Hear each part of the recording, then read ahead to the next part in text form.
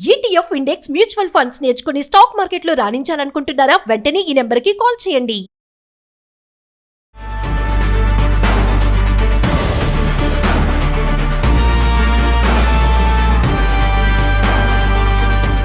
నమస్తే, welcome to Suman TV. Present మనతో పాటు ఉన్నారు అనలిస్ట్ మందరి కృష్ణారెడ్డి గారు. నమస్తే సార్. నమస్తే అమ్మా. సార్, ప్రెజెంట్ మనం బంగారం ధరల గురించి మాట్లాడుకుంటే మనం బంగారం మీద చాలా వీడియోలు చూసాము. మరి ప్రెజెంట్ రేట్లు అయితే విపరీతంగా పెరగడం అయితే చూస్తున్నాము. మరి ఈ ధరలు ఎంతవరకు వెళ్ళొచ్చు అనుకుంటున్నారు? మేడం, ఇప్పుడు ప్రపంచవ్యాప్తంగా ఉండేటువంటి రెండు భిన్నమైన అభిప్రాయాలు ఏమిటంటే, ఒకటి తగ్గితే 1,31,000 దాకా వచ్చే అవకాశాలు ఉన్నాయనేది ఒక వాదన. పెరిగితే ఈ ఈ సంవత్సరం చివరి నాటికి 2 లక్షలు ఖచ్చితంగా క్రాస్ అవుతుందనేది రెండో వాదన. ఈ రెండు వాదనలకి భిన్నమైనటువంటి ఇన్ఫర్మేషన్ ఇస్తున్నారు. అంటే ప్రపంచ పరిస్థితులు ఎలా ఉంటాయి, డాలరు రేటు ఎట్లా ఉండే అవకాశం ఉంటుంది, డాలర్ స్ట్రాంగ్నెస్ ఎంత, అలాగే వడ్డీ రేట్లు, ఫెడరల్ బ్యాంకు సంబంధించిన వడ్డీ రేట్లు ఎలా ఉంటాయి, అలాగే ప్రభుత్వాలు ఏ రకంగా వాళ్ళ సెంట్రల్ బ్యాంకుల కోసం బంగారాన్ని కొనేటువంటి అవకాశాలు ఉన్నాయనే దాని మీద ఇలా రకరకాల కారణాల చేత బాగా పడిపోతుందని చెప్పేటువంటి వర్గం ఒకటి తయారైతే, బాగా పెరిగిపోతుందని చెప్పేటువంటి వర్గం రెండో తయారైంది. ఈ భిన్నమైన వాదనల మధ్య ప్రపంచ పరిస్థితులు ఎలా ఉంటాయో తెలిస్తే తప్ప మనం ఖచ్చితంగా బంగారం ఈ స్థితికి చేరుకుంటుందని చెప్పగలిగే పరిస్థితి వాళ్ళ లేదు. ఎందుకంటే టోటల్గా బంగారు నైపుణ్యం కలిగిన వాళ్ళు, బంగారంలో మేధస్సు కలిగిన వాళ్ళు ఎవరున్నారు, బంగారాన్ని రేట్లు ప్రిడిక్ట్ చేయగలిగేటువంటి వాళ్ళు ఎవరున్నారు, ప్రపంచవ్యాప్తంగా ఉండేటువంటి గొప్ప సంస్థలు రెండుగా విడిపోయాయని చెప్పొచ్చు. ఒక సంస్థ ఒక వర్గం వాళ్ళు చెప్పేటువంటిది ఏంటంటే రేట్లు 1,30,000 వరకు పడిపోవడానికి, 1,31,000 వరకు వచ్చే అవకాశం అని చెప్పి, రెండో వారేమో ఇది 2 లక్షలు దాటుతుంది ఈ సంవత్సరం చివరి లోపల అనేటువంటి చెప్పేవాళ్ళు రెండో వర్గం.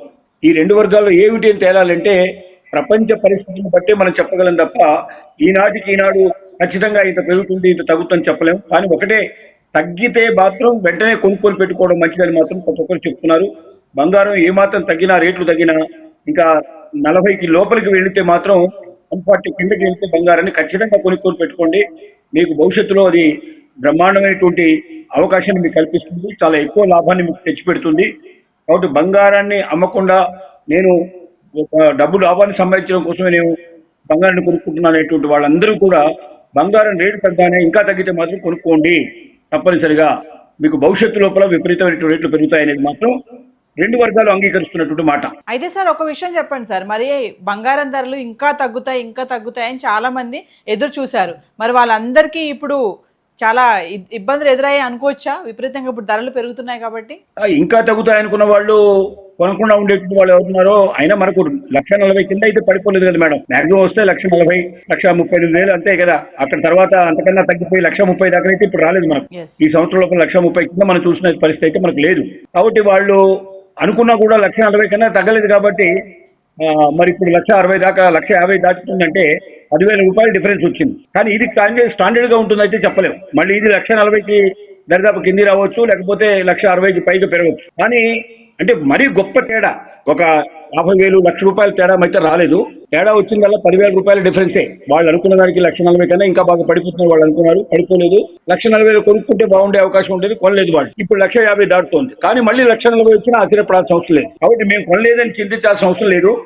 ఇది ఈ ఫ్లక్చువేషన్ అనేది ఇంకా కొంతకాలం కంటిన్యూ అవుతుంది మేడం.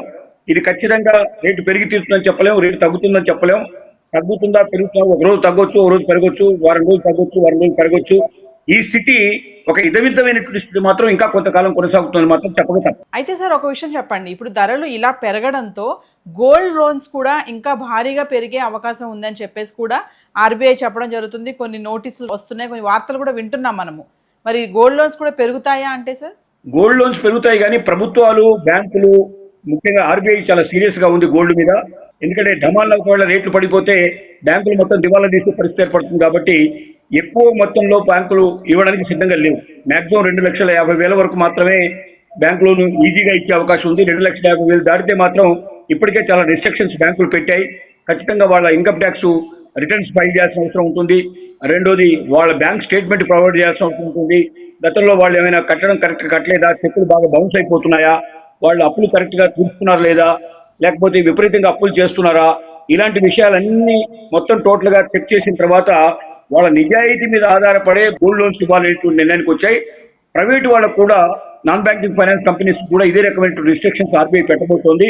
కాబట్టి గోల్డ్ లోన్స్ ఇంకా పెరగడానికి అవకాశాలు ఉన్నమాట వాస్తవమే. కానీ కాబట్టి గోల్డ్ లోన్ తీసుకొని మళ్ళీ దాన్ని ఇన్ టైంలో కట్టకపోతే దానికి నష్టం కూడా మనకు తెలుసు. వాళ్ళు ఎందుకంటే ఈ రోజున ఉన్న రేటు మీద వాడు మొత్తం డబ్బు ఇవ్వరు. ఖచ్చితంగా ఓన్లీ 60%, 65%, మాక్సిమం 75% ఇస్తారు తప్ప అంతకన్నా మించి ఇవ్వరు. అంటే ఇంకా 25 to 35% అమౌంట్ బ్యాంకు దగ్గర ఉన్నట్టే లెక్క. మనం ఇన్ టైం లోపల వాళ్ళకి బ్యాంకు కట్టాల్సిన డబ్బులు కట్టకపోతే, వడ్డీ డబ్బులు కరెక్ట్ కట్టకపోతే వాళ్ళు ఏ క్షణంలోనే దాన్ని ఇంత ముందులాగా సంవత్సరానికి ఒకసారి పే చేయడం అని కాకుండా ఇప్పుడు మంత్లీ ఇన్స్టెంట్ కానీ లేదా క్వార్టర్లీ ఇంట్రెస్ట్ కానీ పెట్టారు. అది ఖచ్చితంగా ఇన్ టైంలో పే చేయాలి. ఒక 3 ఇన్స్టాల్మెంట్లు పే చేయకపోయినట్టే ఆటోమేటిక్గా వేలానికి వెళ్ళిపోయే పరిస్థితి ఏర్పడుతుంది. అంటే తన బంగారాన్ని మ్యాక్సిమం కోల్పోయే పరిస్థితి ఉంటుంది.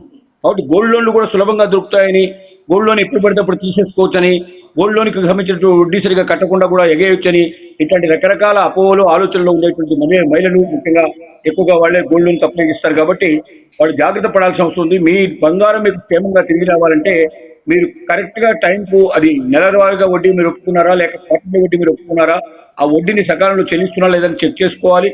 అప్పుడప్పుడు వెళ్ళి మీ బంగారాన్ని కూడా మీరు చెక్ చేసుకోవాల్సిన అవసరం ఉంది. కొన్ని బ్యాంకుల లోపల, కొన్ని కోఆపరేటివ్ బ్యాంకుల లోపల, కొన్ని షెడ్యూల్ బ్యాంక్స్ లోపల బంగారం బదులుగా నకిలీ బంగారాలు కూడా వస్తున్నాయనేది వార్తలు కూడా పుంకాలుగా వస్తున్నాయి. వీటి విషయం లోపల ప్రతి వ్యక్తి జాగ్రత్త పడాలి. తన బంగారాన్ని అప్పుడప్పుడు చెక్ చేసుకోవడం, ఆన్ టైం లోపల వాళ్ళు మరి ఖచ్చితంగా వడ్డీలు చెల్లించుకోవడం, చెప్పిన టైంకి కరెక్ట్గా డబ్బులు 1 year లోపల రీషెడ్యూల్ చేసుకోవాలి. అంటే 1 year తర్వాత వాళ్ళ డబ్బులు వాళ్ళు కట్టేసి బంగారాన్ని బయటకు తీసి మళ్ళీ బ్యాంకులో పెట్టాలి తప్ప 1 year తర్వాత దాన్ని కంటిన్యూ చేయడానికి వీల్లేదు. ఇలాంటి డిస్ట్రక్షన్స్ అన్ని కరెక్ట్గా పాటించి సగావుగా కరెక్ట్గా సాగితేనే తమ బంగారం తమ క్షేమంగా వస్తున్న విషయం ప్రతి మహిళ గ్రహించాల్సిన అవసరం ఉంది. సో ఏదేమైనా సార్ బంగారం ధరలు మళ్ళీ పెరగడం అనేది చూస్తున్నాము. మరి ఇది ఎంతవరకు వెళ్తుందో, మళ్ళీ తగ్గే అవకాశాలు ఉన్నాయా? తగ్గితే కొంచెం మహిళలకు ముఖ్యంగా చాలా ఇది ఆనందకరమైన విషయం అనుకోవాలి. So thank you sir, Zoom కాల్లో వచ్చి మంచి సమాచారం అందించారు. Thank you sir. Thank you madam.